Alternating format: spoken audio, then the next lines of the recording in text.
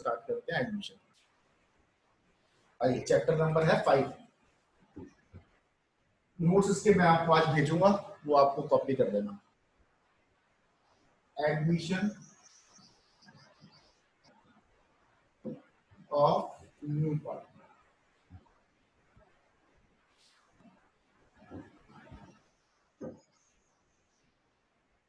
इस चैप्टर की weightage around 8 से 10 मार्क्स की आती है सामने। अराउंड 8 to 10 मार्क्स का ये चैप्टर आपके सिलेबस में, आपके एग्जाम के अंदर आता है। एडमिशन और रिटायरमेंट का जो 8 मार्क्स के क्वेश्चन आते हैं उसमें चॉइस आती है 99%। 1% होता है कि वो चॉइस बदलते हैं, लेकिन 99% ये होता है कि जो एडमिशन का बड़ा क्वेश्चन होता है और जो रिटायरमेंट का बड़ा क्वेश्चन होता है उसके अंदर चॉइस आती है 1 मार्क्स के अंदर। ठीक है, क्लियर है? सुनिए मेरी बात ध्यान से। एडमिशन का मतलब क्या है? मैं आपको आज के नोट्स भेज दूंगा, नोट्स को अपने कॉपी कर लेना, कॉपियों पर। पहले तो समझे एडमिशन का मतलब क्या है। What is the meaning of admission? Admission of new partner का मतलब है आप किसी नए पर्सन को अपनी फर्म के अंदर एड ऑन कर रहे हो, पार्टनर बना रहे हो। एडमिशन का मतलब क्या है कि एग्जिस्टिंग पार्टनर्स किसी नए पर्सन को अपनी फर्म के अंदर ऐड कर रहे हैं और अपना पार्टनर बना रहे हैं। अच्छा ये बताओ कि एडमिशन नए पार्टनर का कर क्यों रहे हैं, उसका रीजन क्या है करने का? क्या वजह है कि हमें किसी नए पार्टनर का एडमिशन करना पड़ रहा है? कैपिटल बढ़ानी है। एग्जैक्टली। कैपिटल क्यों बढ़ानी होती है? बिजनेस बढ़ाने के लिए, एक्सपेंशन करने के लिए। That is called the expansion. उसको बोलते हैं हम एक्सपेंशन। जब हमें एक्सपेंशन करना होता है तब हम क्या करते हैं, जब हमें एक्सपेंशन करना होता है तो हमें फंड्स की रिक्वायरमेंट होती है। तो फंड्स वो कहाँ से आएगा? हम नए पार्टनर को अपनी फर्म के अंदर एडमिट करेंगे और वो कैपिटल लेके आएगा, बिजनेस के अंदर पैसा लेके आएगा, तो उससे हम अपने बिजनेस को क्या करेंगे, एक्सपेंड करेंगे। तो नया पार्टनर एडमिट किया जाता है कैपिटल इंक्रीज करने के लिए, बिजनेस को एक्सपेंड करने के लिए। ठीक है, expansion of business by the capital introduced by new partner, मतलब नया पार्टनर बिजनेस को एक्सपेंड कराने के लिए कैपिटल लेके आता है। ठीक है। अच्छा, कोई दूसरी वजह भी हो सकती है कि मान लो मुझे बिजनेस को एक्सपेंड तो नहीं करना, लेकिन फिर भी मैं नए पार्टनर को एडमिट कर रहा हूं।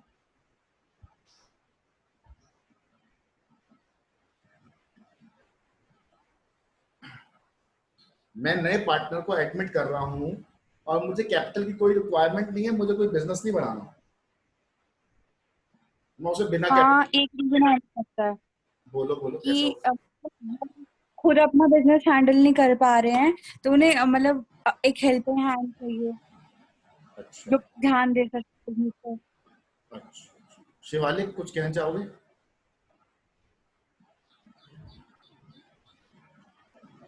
सर या तो हमें लॉस हो रहा हो उस केस में कि नया पार्टनर आएगा, कैपिटल आएगा, तो शायद कुछ हो सके। नहीं, मैं तो बात ही कर रहा हूँ, कैपिटल तो चाहिए ही नहीं हमें। हर्ष?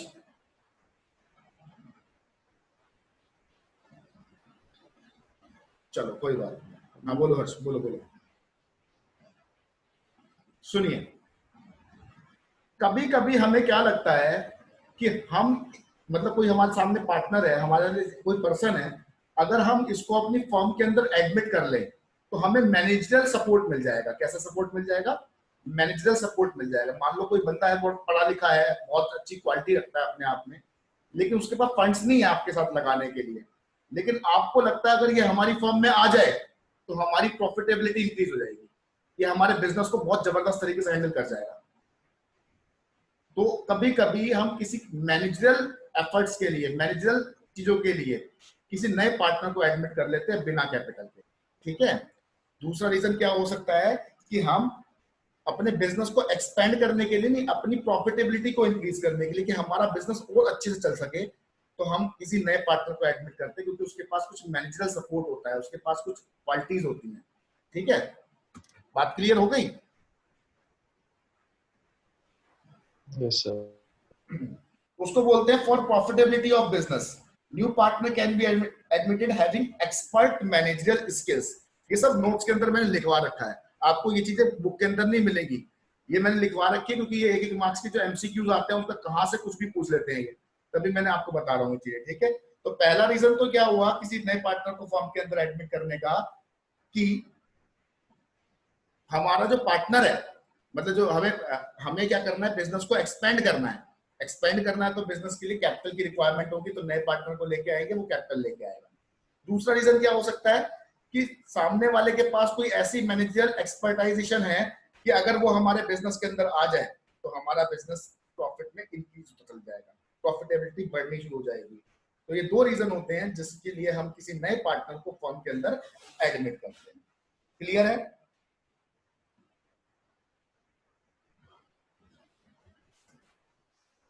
अब सुनिए, कोई भी नया पार्टनर अगर फर्म में एडमिट किया जाता है, कोई भी अगर नए पार्टनर को आप फर्म में एडमिट करते हो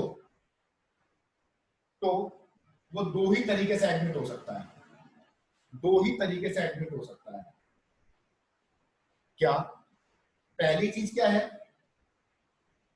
पहली चीज तो by according to partnership deed. इसका मतलब भी बताऊंगा इसका मतलब क्या है। और या फिर वो एडमिट हो सकता है बाय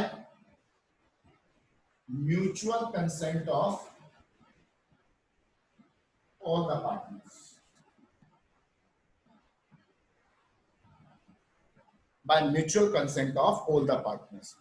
सपोज दैट आपकी पार्टनरशिप डीड में आपने लिख रखा है कि नए पार्टनर को एडमिट करने का जो रेस्पॉन्सिबिलिटीज हैं, वो अधिकार हैं, वो किसके पास है? ए के पास है। ए ही एडमिट करेगा, बी और सी नहीं देखेंगे। मान लीजिए आपकी फर्म के अंदर तीन पार्टनर है, ए बी सी। अब ये डी को एडमिट करने जा रहे हैं, तो पहला तरीका तो क्या हो सकता है कि आपने अपनी पार्टनरशिप डीड में ये लिख रखा है कि इनमें से किसी एक को या दो को रेस्पॉन्सिबिलिटी है कि वो ही है ना पार्टनर को एडमिट करेंगे। तो बेटा उस केस में पार्टनरशिप के अकॉर्डिंग जिन पार्टनर को रेस्पॉन्सिबिलिटी मिली है नए पार्टनर को एडमिट करने की, सिर्फ वही एडमिट करेंगे। उसके केस में सी नहीं बोलेगा। अगर बी और सी को पावर है तो ए नहीं बोलेगा, ए को पावर है तो बी और सी नहीं बोलेंगे, ए किसी को भी एडमिट कर सकता है। लेकिन ज्यादातर केसेस में ऐसा होता नहीं है कि पार्टनरशिप डील के अंदर कभी भी एडमिशन का पॉइंट नहीं डालते, क्योंकि सारे पार्टनर चाहते हैं कि नया पार्टनर जो भी एडमिट हो वो कैसे हो? म्यूचुअल कंसेंट पे हो। म्यूचुअल कंसेंट का मतलब क्या है? सबकी रजामंदी से हो, सबकी रजामंदी से हो। अगर आपने पार्टनरशिप डीड में एडमिशन का पॉइंट नहीं लिखा तो दूसरा पॉइंट लग जाएगा कि जितने भी पार्टनर्स एग्जिस्टिंग पार्टनर्स हैं उनकी क्या होनी जरूरी है? उनकी म्यूचुअल कंसेंट होनी जरूरी है। क्या जरूरी है? Mutual consent. म्यूचुअल कंसेंट का मतलब है सारों के सारों की रजामंदी होनी जरूरी है। सारे के सारे रजामंद होने चाहिए, तभी कोई नया पार्टनर फर्म के अंदर एडमिट किया जाएगा। बात क्लियर है या नहीं है? हाँ जी सर। Yes sir. क्लियर है? ठीक है। तो ये दो ही तरीके हैं किसी नए पार्टनर को फर्म में एडमिट करने के।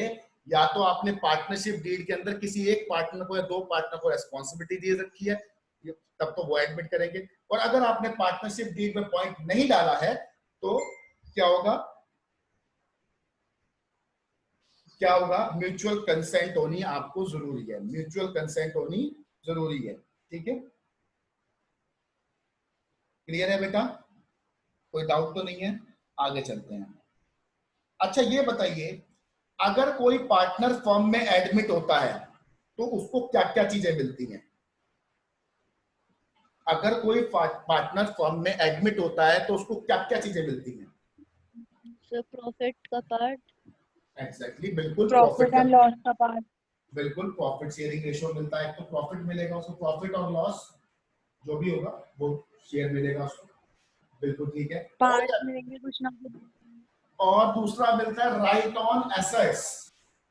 राइट ऑन एसेट्स, जैसे और सारे पार्टनर को एसेट्स पे अधिकार होता है, ऐसे ही नए वाले पार्टनर के पास भी एसेट्स पे अधिकार आ जाते हैं।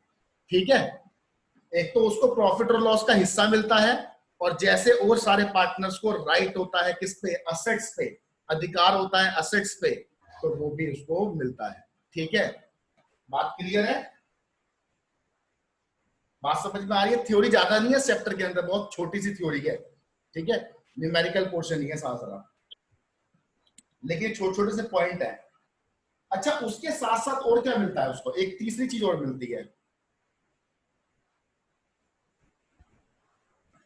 ये दो तो मिलती हैं कि प्रॉफिट और लॉस में हिस्सा मिलेगा, सारी एसेट्स पे जैसे और सारे पार्टनर्स का अधिकार है ऐसे ही इसको भी अधिकार मिलता है।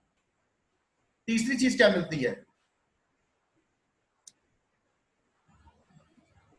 Goodwill. Responsibilities of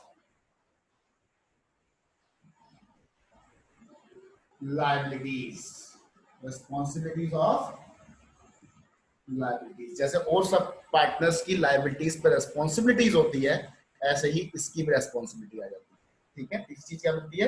responsibilities of liabilities. Clear है? ये तीन चीजें एक नए पार्टनर को मिलती हैं, ठीक है। कोई दिक्कत?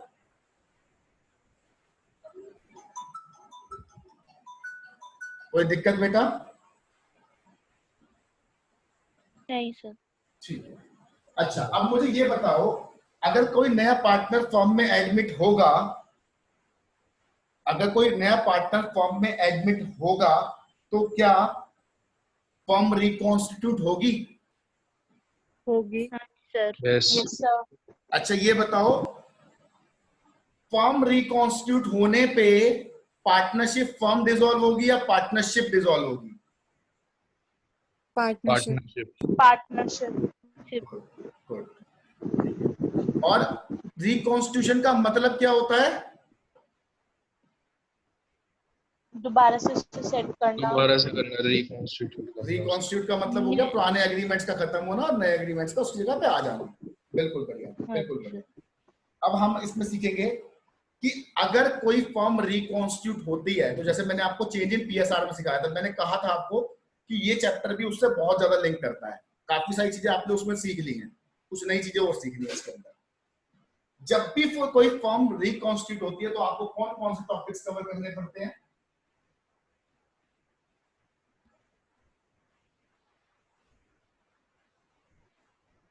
पहला, new profit sharing ratio.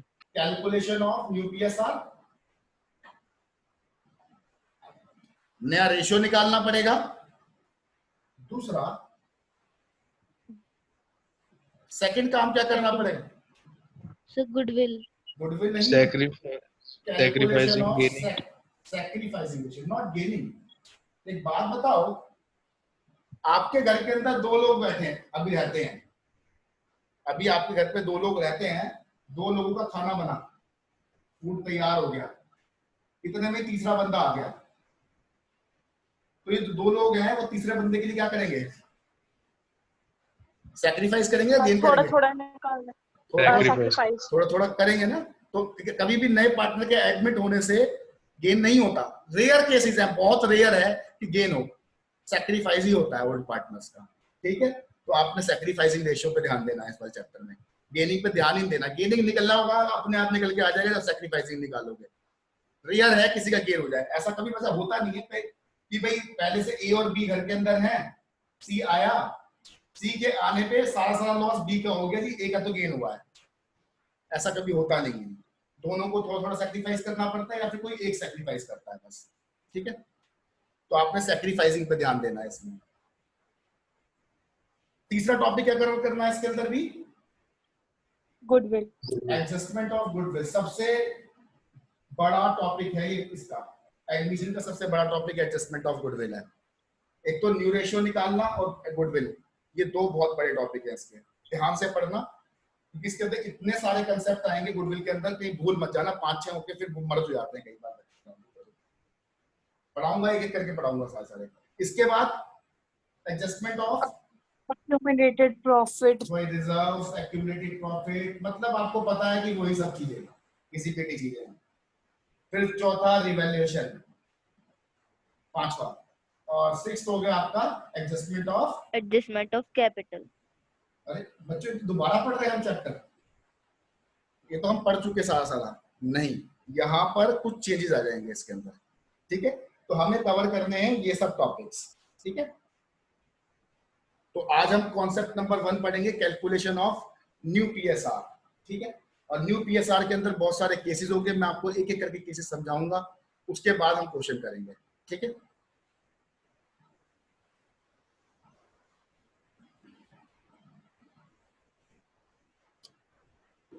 Concept number 1,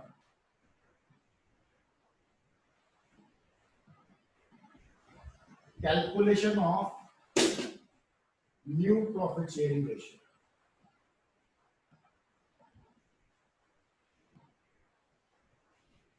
ठीक है, करते हैं। एक चीज का ध्यान रखना कि जब एक न्यू प्रॉफिट शेयरिंग रेशियो पढ़ोगे तो मैं आपको एक एक करके केसेस पढ़ाऊंगा, लेकिन जो आपके सामने क्वेश्चन आएंगे उसके अंदर लिखा नहीं होगा कौन सा केस है, आपको खुद पहचानना पड़ेगा। ठीक है, तो अब मैं आपको केस नंबर 1 की तरफ लेके चल रहा हूं।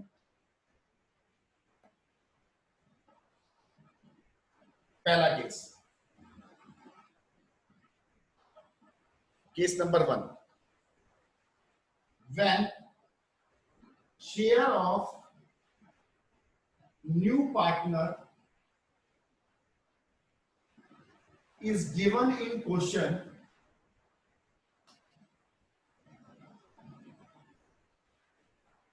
but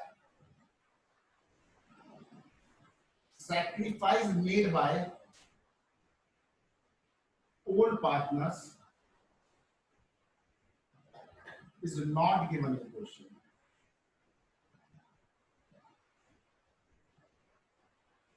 आप लोगों में से किस किस के बच्चे के पास मैथमेटिक्स नहीं है, वो हैंड रेज कर देना जरा।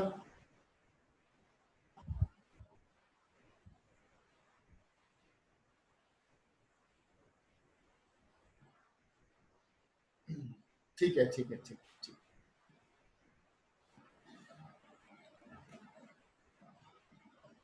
थोड़ा मैथमेटिकल सा है ना टॉपिक, इसलिए मैं पूछ रहा था। देखो क्या लिखता है, लेकिन है मैथमेटिक्स बहुत ही छोटी पुरानी बच्चों वाली मैथमेटिक्स।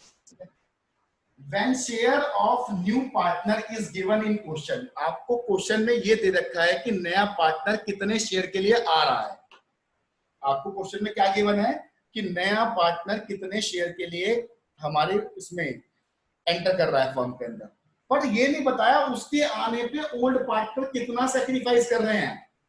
ये नहीं बताया कि उस केस में ये नहीं बता रखा कि नया पार्टनर आया उसका शेयर दे दिया, लेकिन ये नहीं बताया कि उसके आने से पुराने पार्टनर्स कितना कितना सेक्रीफाइस कर रहे हैं। ठीक है, तो इस केस में हम क्या एज्यूम करते हैं, assume old partners sacrifice in old ratio. हम ये एज्यूम करते हैं कि जो पार्टनर्स हैं ओल्ड, वो किसमें सैक्रिफाइस करेंगे, अपने ओल्ड रेशियो में ही सैक्रिफाइस करेंगे। आपको मैं एग्जांपल करके दिखाता हूं। ठीक है, एक एग्जांपल लेता हूं, एग्जांपल करके दिखाता हूं, सुनिए। ए और बी दो पार्टनर, ए और बी दो पार्टनर है जिनका रेशियो है 3:2। ठीक है, इन्होंने एडमिट करा सी को एडमिट करा 1/5 शेयर के लिए। आपसे कहा न्यू पीएसआर निकालो, आपसे कहा न्यू पीएसआर निकालो। आपको ये नहीं बताया गया, बस आपको सी का शेयर दे दे कि सी कितने के लिए आ रहा है जी, 1/5 के लिए आ रहा है। ठीक है, अब ए और बी का ओल्ड रेशियो दे रखा है, इसके अलावा कोई इंफॉर्मेशन नहीं है, तो हम क्या एज्यूम करेंगे कि ए और बी सैक्रिफाइस किसमें करेंगे, अपने ओल्ड रेशियो में। आपको एक थोड़ा सा डायग्राम से समझाता हूं इस चीज को। आइए, ये ना, ये मेरा प्रॉफिट है, ये क्या है, मेरा प्रॉफिट है। ठीक है, सी के आने से पहले इस प्रॉफिट को, सी के आने से पहले इस प्रॉफिट को ए और बी किस रेशियो में बांटते थे, बताओ। Sir, सी 3:2 में। 3 इसको मिल जाता था और 2 इसको मिल जाता था, ऐसे ही था। अब क्या होगा,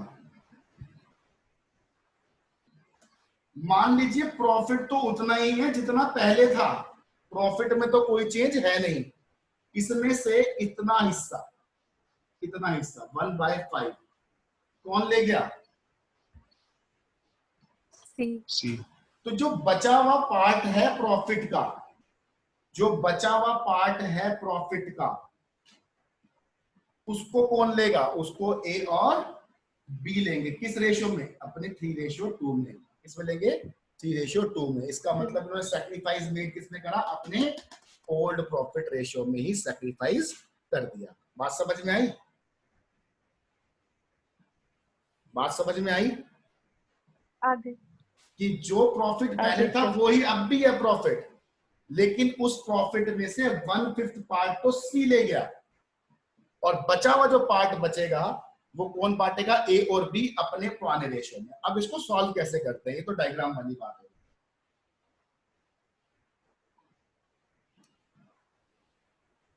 मैं कहता हूं लेट से मेरा प्रॉफिट कितना है, 1 है। मैंने मान लिया प्रॉफिट कितना है, 1 है, ठीक है। 1 ही मानना सही रेशियो निकालने के लिए, 100 मानना। लेट से प्रॉफिट कितना है, 1 है। सो शेयर ऑफ सी कितना है, 1/5। शेयर ऑफ सी कितना है, 1/5। तो जो रिमेनिंग शेयर बचेगा वो कितना बचेगा, 1 माइनस 1/5। एलसीएम लेना सबको आता है, 4/5 बचेगा। हाँ। किसी को डाउट तो नहीं है एलसीएम कैसे लेते हैं, कोई अगर किसी बच्चे को है तो बता दो, मैं उसको बता दूंगा, ठीक है। तो बहुत सारे बच्चे कहते हैं ये 1 माइनस 1/5 कर रहा है, 4/5 कैसे आ गया। मोदी नगर के तो कहते हैं, मेरठ का मुझे पता नहीं, ठीक है। अब मुझे बताओ, ये जो बचा हुआ प्रॉफिट है, मतलब बचा हुआ प्रॉफिट जो है, बचा हुआ जो शेयर है, ये किसको मिलेगा, ओल्ड पार्टनर्स। Old partner. मतलब A और B। आपको कहना है ए और बी को, ए और बी को 4/5 मिलेगा। किस रेशियो में मिलेगा, 3:2। 3:2।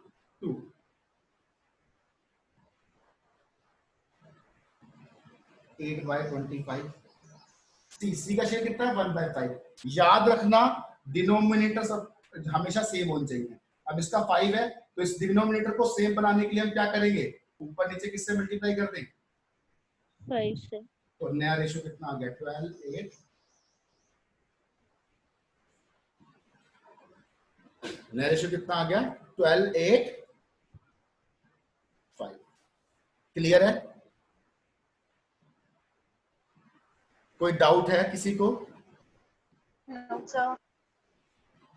अच्छा, अब मेरे को इसमें बताओ कि अगर आपके सामने, क्योंकि बार बार जब आप क्वेश्चन करोगे अभी आगे जाके पीएसआर के बाद इसके गुडविल वगैरह के, तब आपको सैक्रिफाइसिंग रेशियो की जरूरत बार बार पड़ेगी। अब मुझे बताओ, अगर जो इस तरीके से कोई रेशियो दे रखा है, तो आपको सैक्रिफाइसिंग रेशियो निकालने की जरूरत पड़ेगी, या आपको पता है पहले से सैक्रिफाइस ए और बी ने कितना करा है, सब पता है पहले से। कितना करा है, 3:2। एग्जैक्टली, ठीक है। निकाल के भी देख लेना, नए रेशियो में से ओल्ड रेशियो माइनस करके देख लेना, और सॉरी ओल्ड में से न्यू माइनस करके देख लेना, आपका 3:2 ही आएगा, ठीक है। क्लियर है, सेकंड पे चलूं, किसी को कोई डाउट हो तो बता दो। हर्ष क्लियर है, यस सर। जी भैया।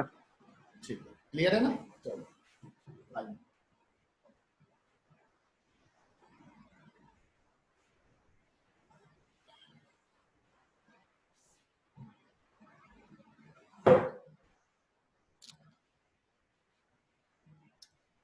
एडमिशन पता है कैसा, जैसे शादी होती है ना, शादी होती है किसी लड़के की या किसी लड़के की, मानो लड़के, जब लड़के की शादी होती है तो जब लड़की घर पे आती है तो वो घर पे अधिकार जमाती है ना पूरा अपना, तो बंटवारा हो जाता है, तो उसका सेक्रीफाइस हो जाता है बेचारे का काफी सारी चीजों में, ठीक है। चलो आगे चलो।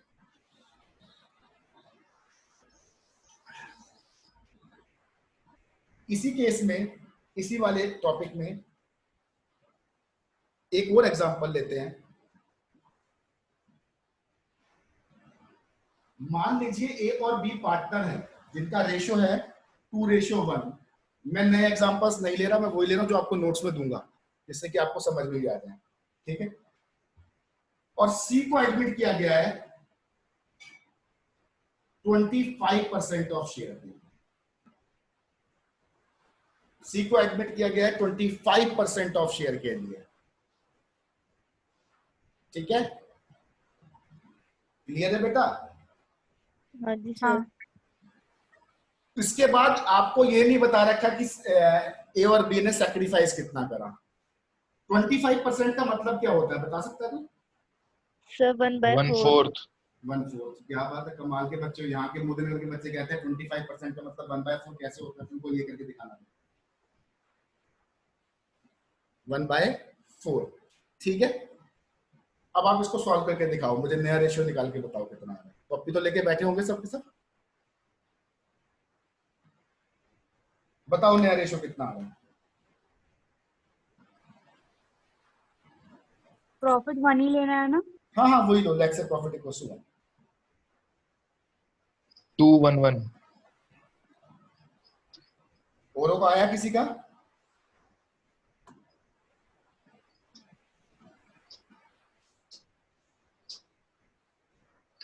और किसी का आया 211? ठीक है, बिल्कुल 211 ठीक है।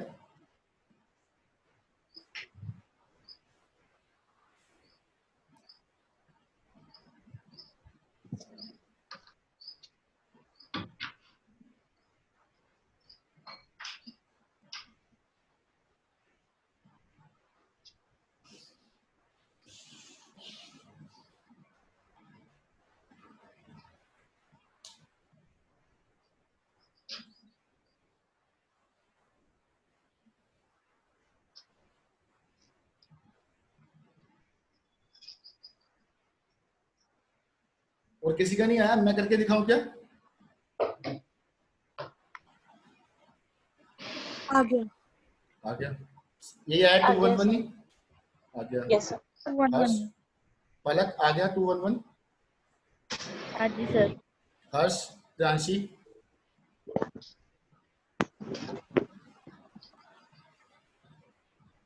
हाँ भैया आ गया। ठीक ठीक ठीक, चलो। अब सुनो, एक और एग्जांपल है इसमें मेरे पास। आपको एग्जांपल से इतना परफेक्ट कर दूंगा कि आपको क्वेश्चन करने में दिक्कत ही नहीं आएगी, ठीक है।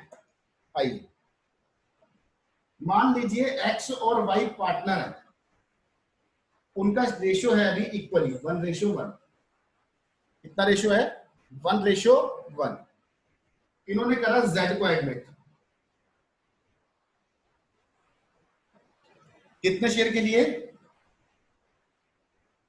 1/6 शेयर के लिए। और इन्होंने डिसाइड किया, decide by X and Y will share future profit in 5:3। X और वाई का ओल्ड रेशियो कितना है? 1:1। जेड को एडमिट किया 1/6 के लिए, और एक्स और वाई ने डिसाइड किया कि वो फ्यूचर प्रॉफिट किस रेशियो में डिस्ट्रीब्यूट करेंगे अपना? 5:3 में। अब आपको नया रेशियो निकालना है, बताओ। अब मुझे एक चीज बताओ, जो रिमेनिंग प्रॉफिट होता है, आप करते हो ना, let's say profit equals to 1। Remaining profit जो आप निकालते हो वो कैसे निकालते हो? 1 - 1/6 आ गया 5/6। अब मुझे ये बताओ 25 मेरा ये आ रहा है 25:15:8। अच्छा ठीक है, समझा लो मुझे, बिल्कुल ठीक है। रिमेनिंग प्रॉफिट जो है 5/6 है। अब ये जो रिमेनिंग प्रॉफिट है ये किस रेशियो में डिस्ट्रीब्यूट होगा पार्टनर को, एक्स और वाई को? 1:1 में होगा या 5:3 में होगा? न्यू में 5:3 में, क्योंकि इन्होंने डिसाइड कर लिया, इन्होंने डिसाइड कर लिया कि जो भी फ्यूचर प्रॉफिट्स होंगे हम किस रेशियो में बांटेंगे? 5:3। अगर ऐसी कंडीशन कहीं पे दिख जाए कि आपको ओल्ड पार्टनर्स का ही ओल्ड रेशियो भी दे रखा है और ओल्ड पार्टनर्स का ही न्यू रेशियो भी दे रखा है, तब आप रिमेनिंग प्रॉफिट किस रेशियो में बांटेंगे? न्यू रेशियो में। किस रेशियो में बांटेंगे? न्यू रेशियो में। आइए न्यू रेशियो निकाल के देखते हैं। एक्स का 5/6 इंटू 5/8, वाई का 5/6 इंटू 3/8।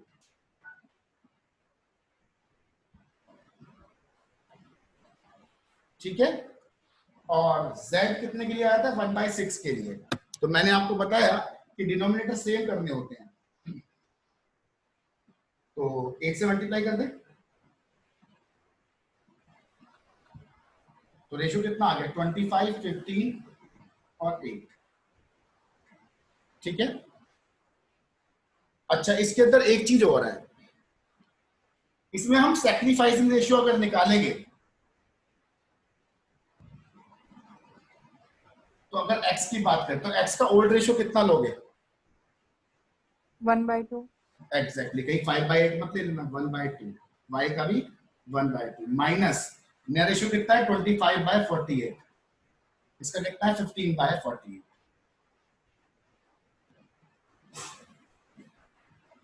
तो 48 ही ले लेते हैं इसमें। 24 जाए, 24 माइनस 25 तो माइनस का 1/48। सैक्रिफाइस ने करा है, इसका भी एलसीएम कितना आएगा? 48। 224 माइनस 15 9। 9/48। अच्छा जी, x ने तो गेन करा है, x का माइनस में आया था ना, x ने माइनस 1/48 गेन किया है और y ने सैक्रिफाइस किया कितना? 9/48। ठीक है, हाँ।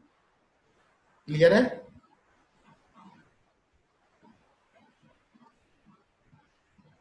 कोई डाउट? नो।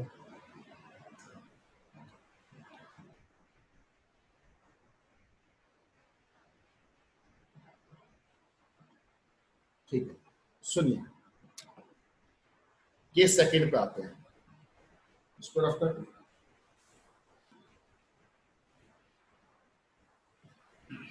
संडे को टेस्ट है, आप लोगों का पता है ना आपको?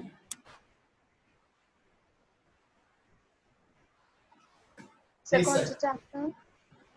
फंडामेंटल का है तो आपको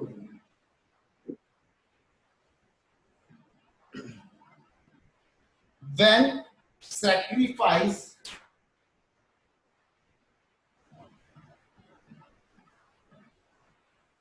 made by old partners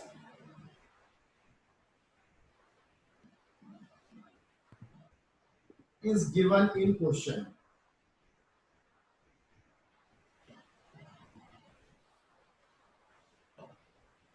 अब की बार आपको क्वेश्चन में दिया होगा कि ओल्ड पार्टनर सैक्रिफाइस किस रेशियो में कर रहे हैं, किस तरीके से कर रहे हैं। ठीक है, आ जाइए एग्जांपल लेते हैं, एग्जांपल से समझते हैं।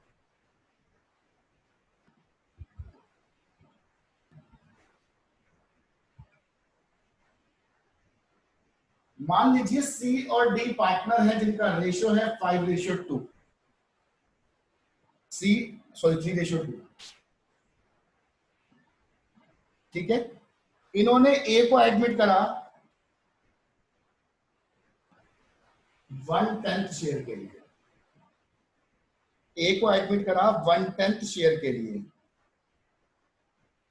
और लिखा हुआ है ए acquire his share from C and D equally। लिखता क्या है? ए अपना शेयर एक्वायर करेगा किससे? सी और डी से इक्वली। तो मुझे बताओ ए सी से कितना एक्वायर करेगा? 1/5। 1/5, that means 1/20। A acquire from D 1/10 into 1/2 1/20। कैसे किया? ए आया कितने शेयर के लिए? 1/10 के लिए। वो अपना शेयर आधा किससे ले रहा है? सी से। आधा किससे ले रहा है? डी से। तो 1/10 का आधा कितना हो गया? 1/20। 1/10 का आधा कितना हो गया? 1/20। क्लियर है? हाँ जी। अब निकालोगे आप न्यू रेशियो। सी का शेयर कितना था? 3/5, उसमें से 1/20 चला गया। डी का शेयर कितना था? 2/5, उसमें से भी 1/20 चला गया। एलसीएम ले लो 20। 5 4 जा 4 2 जा 12। 11/20। 5 4 जा 4 2 जा 8। 7/20। उसके बाद ए कितने शेयर के लिए आया है? 1/10 शेयर के लिए आया है। तो बेस सेल करने के लिए ऊपर नीचे 2 से मल्टीप्लाई, तो 2/20। तो रेशियो कितना आ गया? 11 7 और